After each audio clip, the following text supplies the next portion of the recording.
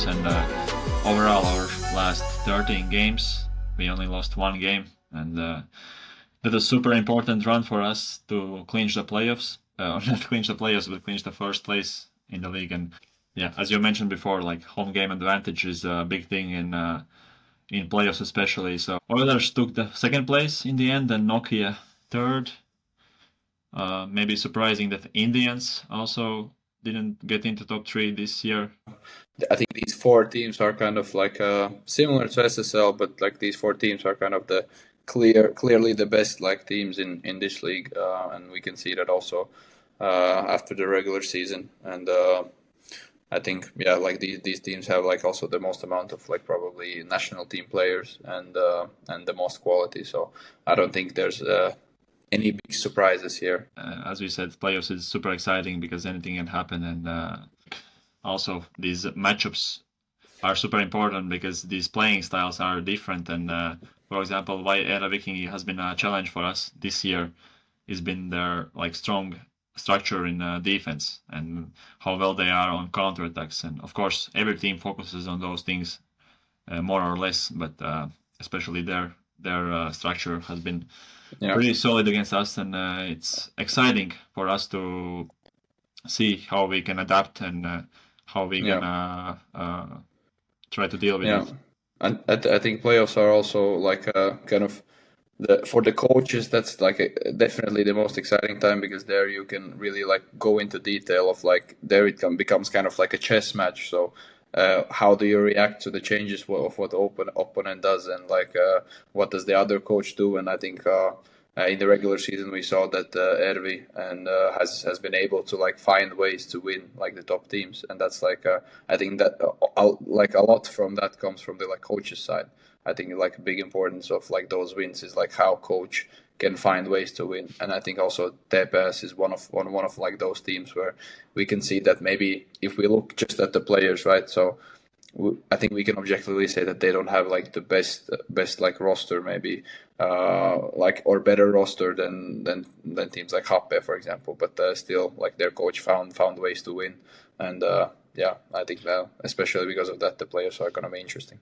Yeah, TPS especially, like as you said, I think before the season people were questioning if they can challenge like for top 6 even.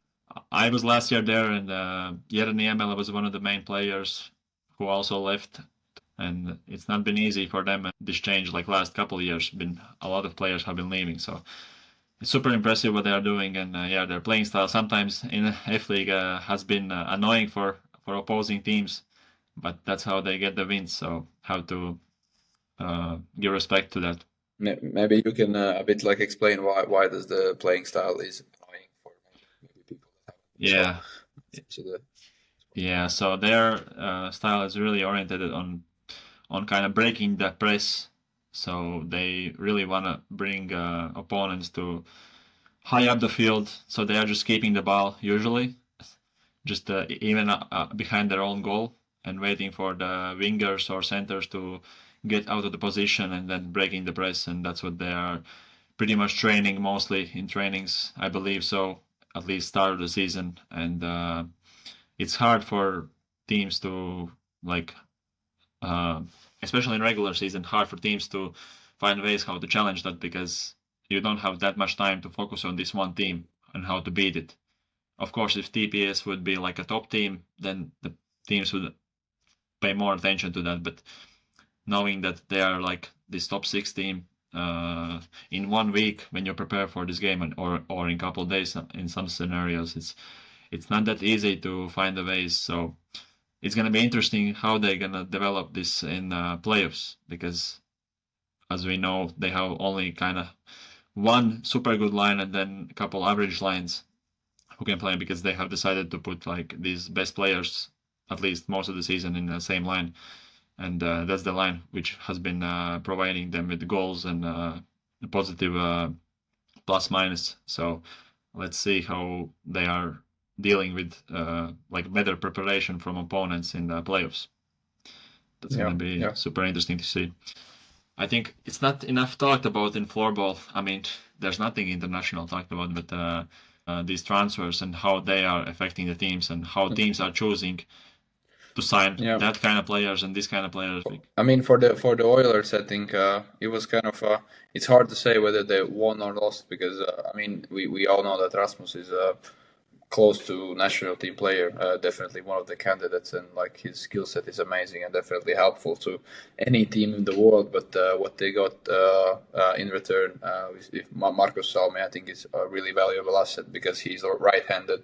So and they have been like missing like right-handed scorers there, and most of the time their left wing is like also a lefty, and so they don't have like this option to have like diagonal passes and somebody being able to like shoot one timer. So I think Marcus Salmi is filling that role very well. But I think who might have lost in this off season could be Nokia and KRP, as they have lost Miska Makinen, who was the best defender of this World Championships. I think Golden goal scorer. Also. Golden goals, yes, exactly, golden goal scorer. And yeah, he two more Camus players they have lost. Yes, exactly. Jorens in Lasb and Kimi Hyrkkinen, if I'm pronouncing that right. Sorry, yes, Kimi. in Happe. So maybe they didn't have like as big of a role in Nokia, but if you look at the individual skill set, that they've been amazing. But still, of course, like if you look at what they got, it's Huverinen, which is from who was the Camox player of Ols last year, and as we can see clearly, a very valuable asset for them. And also from Divari, I think for many years, one of the top scorers, Kilpeläinen, right? If I pronounce him correctly, like he's also a pretty big. I think he has a pretty big role now already. He's scoring like a lot of important goals. Yeah. And yes, and then also from Switzerland, from Turgau. Do you remember his surname? Karonen. And I don't think like he has gotten like that big of a role, but yeah, still a valuable player. I think he's a second line center usually for them, and yeah, it's been interesting to see Nokia's season, how they are adjusting with these new players and missing old players, and overall how they are like playing, because start of the season was super good for them. They were just dominating. They beat Storvreta in Champions Cup, and they were winning all the games in at the start of the season in F-Liiga also, and it was like pretty scary to see as an opponent, you know.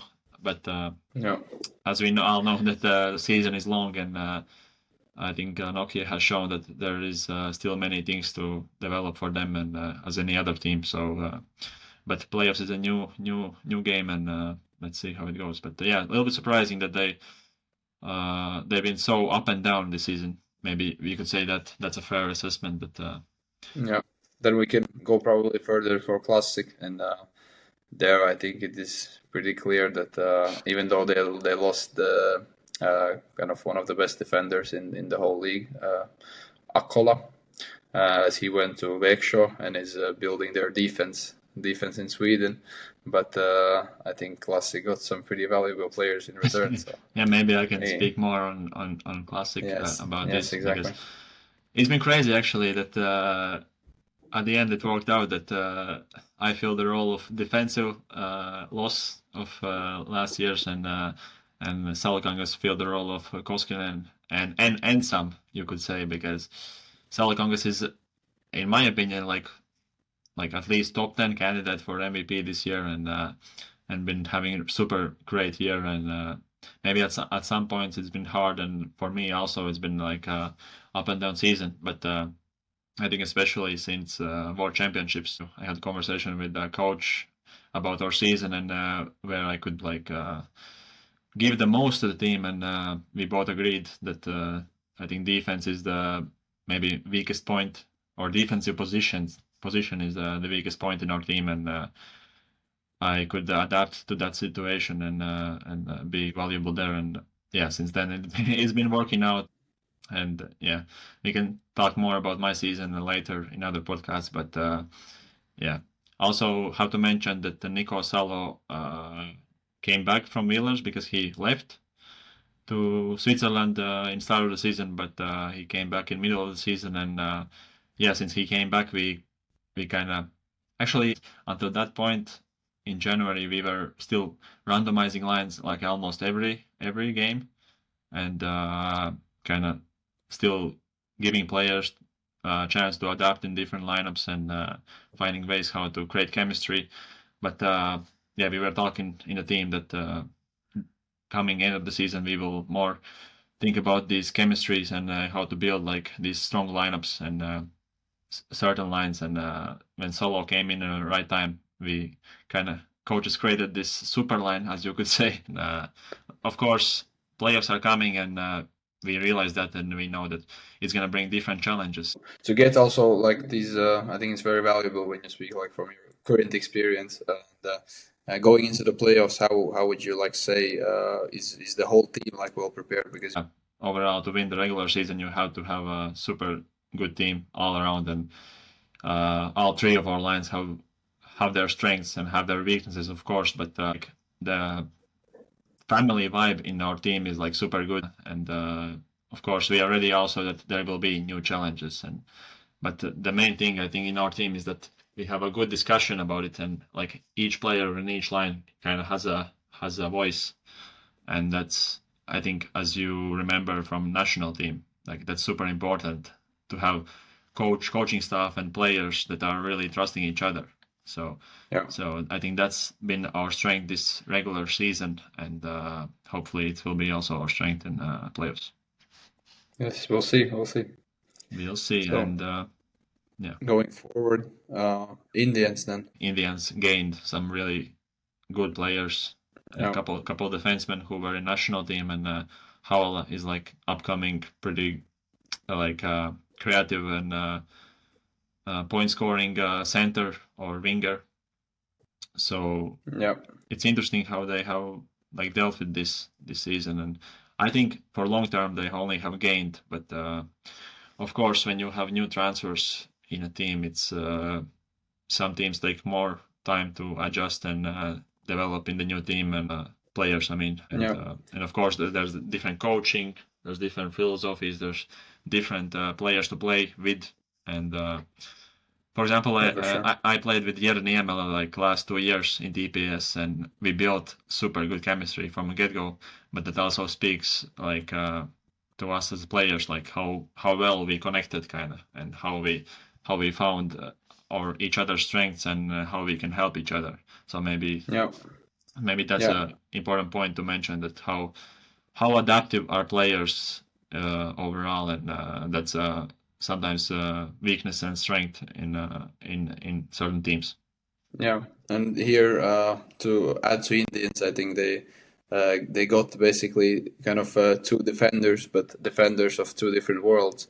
So Jere Niemela is clearly a offensive-minded defender, and again, you could say in like not like a defensive liability, but like not his focus is not on defense. But then on the other side, we have Lekkusua, who's more really like defensively oriented, and I think that's like a great balance to have, of course. And I think it's overall kind of a new topic in some way in like floorball overall, like because we can see like these young defenders like Laitila coming up, and also like Niemala, and they are like getting into the national team. And then we have the kind of more experienced guys like Lehkusua, Stenfors, and guys like these who are really like great in defense and talking like thinking about like different things. So I think it's also an interesting topic to like see what's more valuable in today's like world. And yeah, so maybe you have something to maybe have an opinion about that.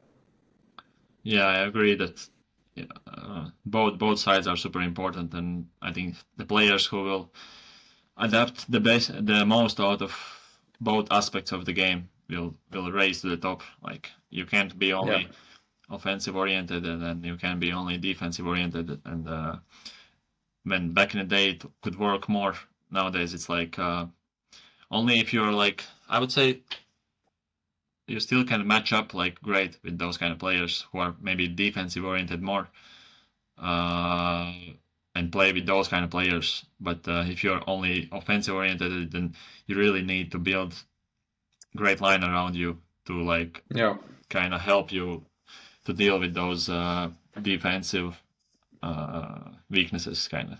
Yeah, It's and a I think I think it's super important, interesting topic to talk about.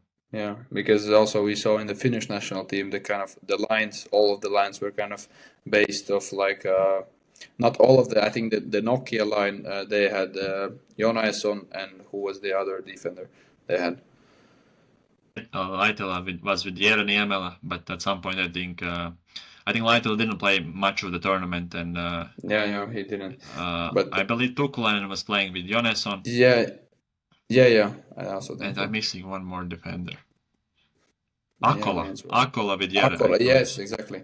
So there we saw like this pattern of having this like one really offensive minded and one defensive minded. So they kind of like build this line so that they have this offensive threat, but then the other defender maybe like stays a bit lower, like to kind of be there if something goes wrong, and maybe because we know like of these offensive minded defenders, they have like a lot of potential to create a lot of chances, but then again there's the downside of like what happens if they lose the ball, right? Because as you know, defenders are one of the players who are the closest to your goal, so if they lose the ball then you don't have much left there. So I think yeah, as we already talked, it's an interesting topic, and in this case Finland was able to execute it in this kind of formation. So maybe something like a winning formula for like all the teams to think about. Yeah, that game they executed it, but you know that we know that in World Championships there's only one game, and it will be super interesting to see if that Swedish team played against that Finnish team over a 7-game series, and see how that plays out, because Yes, of course. it's like also a fun topic to think about, like how in our world floorball view is like about these players who perform great in this final of World Championship, which is happening Yeah. once 2 years, and it's like one game. And those are the players who can kind of, like right now, Makinen is known as like one of the best defenders, maybe even in some people's eyes. But Yeah. we could argue with that, and we can discuss it later. But yeah, it's super interesting that how those great players are decided, and how we are developing our opinions about these players. You know. Yeah, for sure. Yeah. Let's talk a little bit about MVP of Finnish regular season F-Liiga. Here's a lot of interesting opinions. I think I heard, shout out to Senteri Show. I think they have even mentioned like players like Junkarinen and Ayala as one of the top candidates. Let me know, Nico, if I'm wrong. But what do you think? Do you have any opinions about MVP? Or how even should be decided the MVP?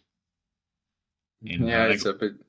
I mean, if it's the points, then we see Ahola being the leader here. But of course, there's like kind of different factors to this. But I think, yeah, first of all, if we see him as the top point scorer, we have to like mention him here, because what he has been able to do. Is it his second season in the highest league? Because he was playing before in the second highest league of Finland. I think this is his third or fourth season. Then I think it's third, because before he was in Karhut, and then he has like been able to come here. So definitely he was playing against me in the finals. Okay. That was 2 years ago.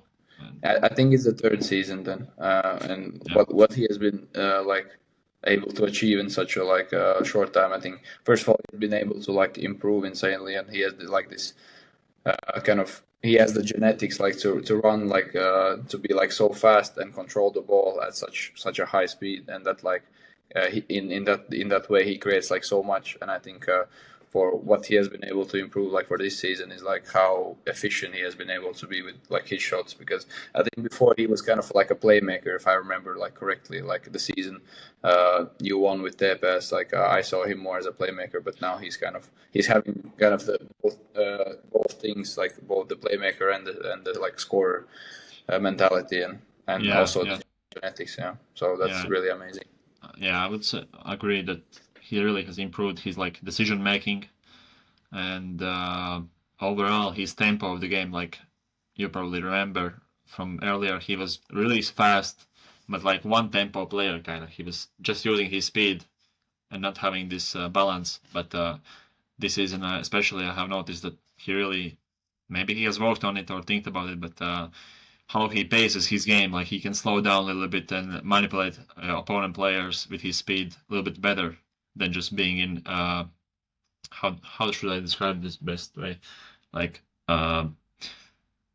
there's a really easy example, like in basketball, but not other people watch basketball. But Luka Doncic is like a great player who uses his different speeds in it's offensive game. deceleration. I think it's called deceleration. So Yeah, so deceleration and acceleration. Yeah, so these both things, like how you can combine these, because if you have both things, then you can kind of like decide the rhythm of the game. So then you can manipulate with your like the opponents, because like you decide the speed, and then you can you are the first one to react. So if you move somewhere, then you're deciding the first step, and you know when to move faster, when to like move slower, and that's how you like create space for like shots and also like for passing lines. And I think that's what you are talking about here with Ahola. Yeah. Before he was more like one speed player, but now he can decelerate better and accelerate again. And of course, he has great explosivity. So yeah, if I would be his coach, I would be really working on that extra. So, but yeah, of course, he's my opponent, and I'm not here to help other teams, but I'm just interested in the sport. And I think if we grow the sport overall and think about the ways how he can improve, of course, everyone will improve, not only one team or players, but we learn from the best every day. So if other people around us are getting better, so that means that we can get better even more. So I want to mention also Emily Ayala, or Emil Ayala, because he's like, what I have talked about some Finnish guys, like he's one of the main contender for MVP this regular season.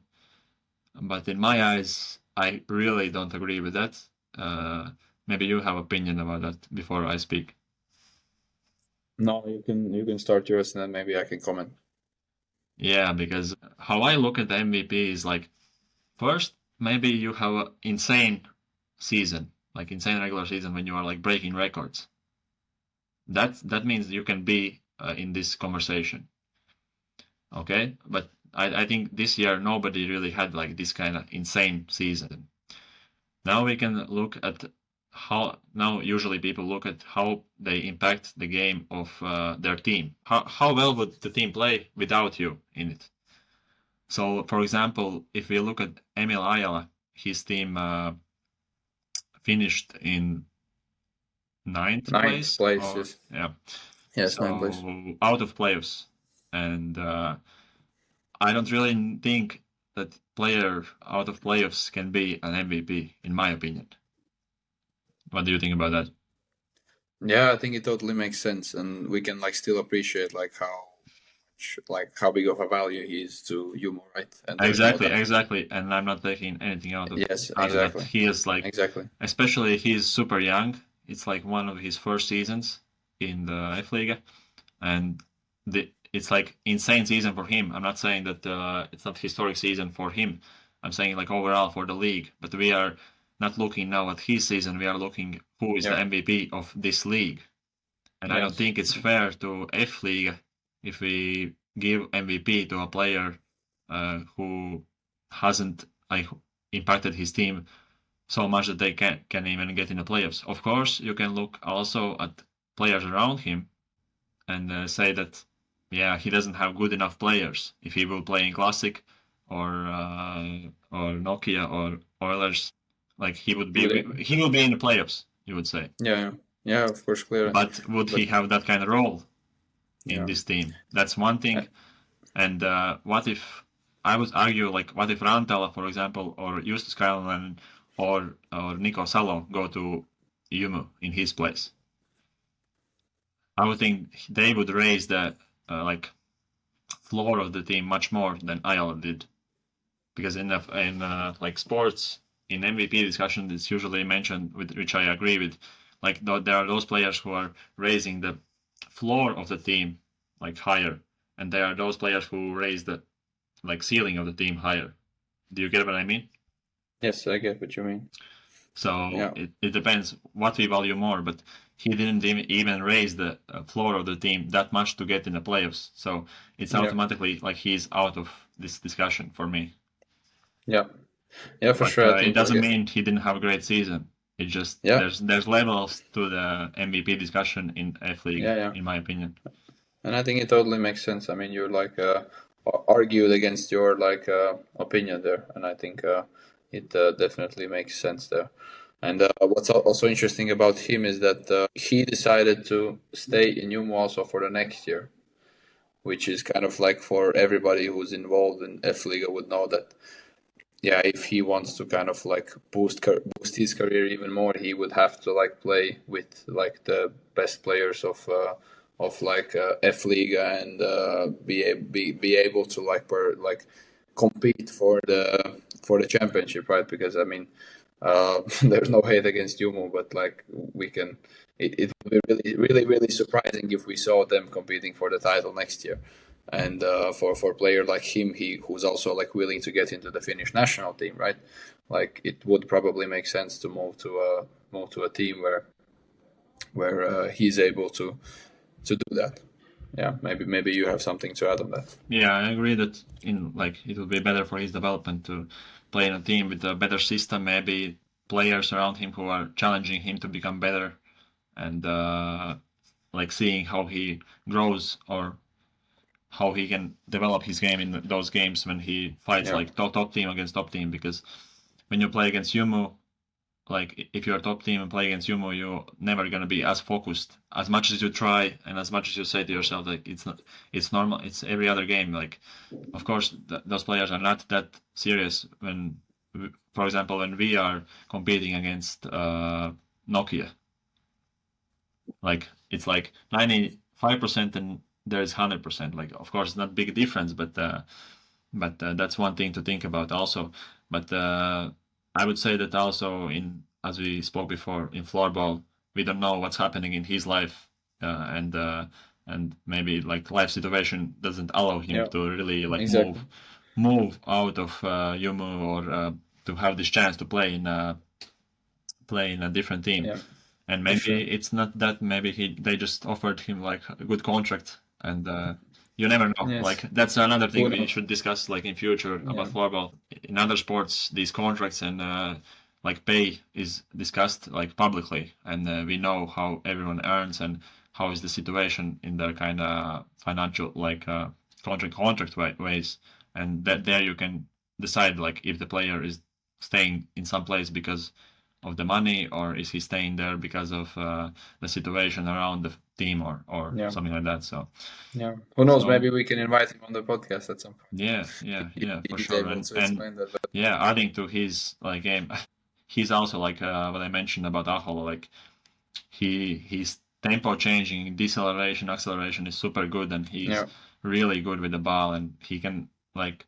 take the ball in his own end, tease players to him, and go around like three or four yeah, or five players even sometimes, and score those highlight goals. yeah, And his understanding of the game is pretty good. But yeah, as we yeah. discussed, like And defensively he can still improve, and this like shot selection is a big thing. We can discuss about this later. It's highlighted in these stats, but yeah, in this season he has shot 340 shots if the statistics are not wrong in 33 games, 340 shots. That means like he's shooting 10 times per game. So that immediately gives you more chances to score more goals, because if you compare to like Tito Salokangas, he shot like 144 shots only this season in 28 games, and he's shooting like five times per game, and yeah, he's really effective with that, and still like scoring, if not as many, but really close to the points that IL is doing. So yeah, with yeah, kind of like lesser role in a team, Salokangas is doing more yeah. and more effectively. But then again, it's like a debate that the IL is in like a totally different environment, right? So what would happen if he didn't shoot? He probably like knows that there's less of a chance that he will like get a better scoring chance if he like tried to like create it with his like whole line than it is for Salokangas, right? Because you have like such a line where he knows that he just have to wait for the right moment to shoot. For Ayala, it's like, yeah, if like I try to like make a play with my whole line, I might not get the shot, right? So for him, it's kind of, yeah, like it's either I shoot or then we don't get a scoring chance as a team. So it could be like his mindset, like right there. So it from that perspective, it makes sense that he's shooting so much. Yep, totally agree. Yeah, I think MVP discussion is like such a cool thing to discuss kind of from media. So it would be cool to see like many other opinions, because now we just speak our opinions, and I can just hear people disagreeing with us or my opinion, for example, and it's a topic that like would bring more eyes maybe to the sport and see like highlight these best players, and it's like not hating them, but it's like discussing, comparing them to the other great players. So it's not like we are thinking that we are better or these other players are better, but we are talking about top of the peak of the sport. So you have to realize that if you are in this conversation, you are already so respected and so good. So that's like a compliment to you either way. So yeah, for sure. So for sure. When I was looking through some of the stats, Salokangas was like jumping out, like he has the best plus minus in the league. As we spoke before, like his shooting percentage is super high. Like that's like if you are over 20% in shooting percentage, that's like not many players are in that who shoot like over 100 shots a season. So it's super cool to see, and of course he's my teammate, so I want to mention him, and it's been super cool to play with him, and of course with Nico and Alpo Laitil and Elastica, like Salokangas has found really good role in this line, and it's impressive to see how he has developed, and also like speaking about the offensive game, like how good he has become, like listening to us and adapting his game and learning, and like everybody knew he's a great offensive player, but if you want to win championships, you need defense, of course, and it's super cool that coaches like kind of trusted me with playing with him, and how we have developed this chemistry, and like I need to speak a lot to the forwards, and he's the one player I speak really a lot about defensive side, and it's super cool how well he listens, because not many players are listening to the like how do you say, not many players are like good with receiving information in sports like overall, because sports is like kind of ego thing at some point. And you have to have ego, you have to have like ego, but you also like have to be ready to put your ego down when it's like needed, and like for the like top of the any sport, like you know that you're good, right? So like there is certain amount of ego that you're having, and like what like makes the difference there is like, as you said, like a player willing to receive feedback, and because he knows like that's what will make him a better player in the long run, right? Exactly. And I think that's what we like have to respect a lot, and I don't think like all the players can do that. So and definitely speaking about it, it's like he has good balance, because even though he has good respect of his teammates, he still like wants to be the best. Like you can see when he doesn't score, for example, first period, he still like is angry at himself, and like of course he doesn't like explode or show it too much, but he has that hunger for goals, and he wants to be the best scorer. It's so important to have these players who not only are listening, but who want to like score, and that's why we value so high even players who are not that maybe good friends or good good guys maybe, but they are willing to score more goals, and like even without this aspect of listening, they are great players, because sport is all about that. But if you can combine both of those things, that's why I have like big respect for Titus, and it's super fun to play with him. But of course, if we speak about MVP discussion, it's hard to put him in the MVP discussion when you even don't know if he's the best player in his team. So because that's like a downside of playing in like good team, that you can be super, you can have like insane season, but still you are playing with other great players, so that's gonna always be like how do you say, you can be in somebody else's shadow even though like you're performing very well. Yeah, that's an argument again because you have players around you who make you also better. So Yeah, and then on the topic of scoring goals and MVP discussion, we have to mention the best player of the world, right? yeah, Justus Kainulainen. If we look at the season as a whole, insane season. Definitely the best scorer and also the best player of the whole world.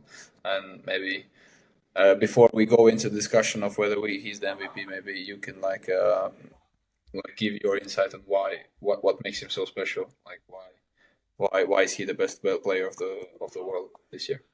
I mean, yeah, there's many aspects to go into being a best player in the world, but he has certainly like innovated the game. Is that a word? Yeah, reinvented Reinvented. with the help of Heikki Luukkonen. Yeah, with the help of our national team coach. Shout out Heikki.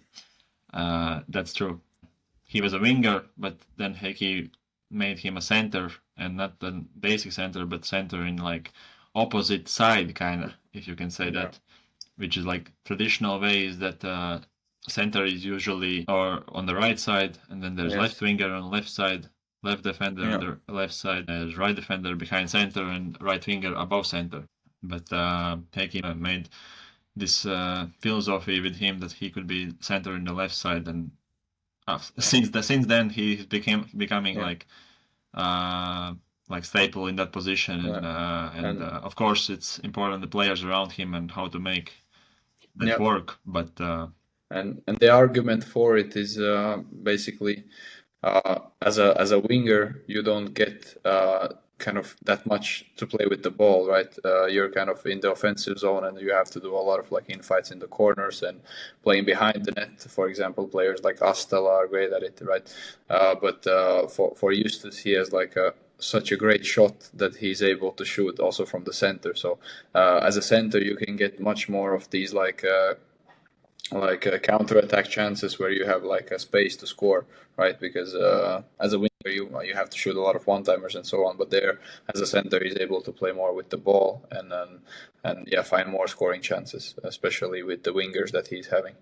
So I think and also like a word from Heikki that I've heard that is how well kind of he was able to integrate this into their line as a whole. So they were like amazing at getting out of the pressure and like going into the counter attack. So like he and his line like knew exactly what everybody needs to do to like get this scoring chance, right? And that when you do it like so many times, it becomes like a habit. So there it just happens automatically where like everybody knows what to do and you like can create like so much space if you're able to execute it on a high level. And I think that's what we've been seeing in Oilers and especially Justus line. And yeah, exactly. So really interesting topic also right there. I would like to mention that these players with a great shot like Justus, like proven great shot. Of course, there's these new players who are scoring now high points, but you need a couple seasons to like really establish that you are top like scoring guy. And Justus Kainulainen, for example, and Ville Lastika in our team have done it like, in many seasons already, and they have like this great shot, and they have won like even more championships with that. And when you go up against those players, I don't know if this is like enough talked about, but when you go up against these players, your defense is kind of oriented to stop them more or less, because that's the most dangerous point of opponents' attack, and that means that those players will be defended a little bit better than other players.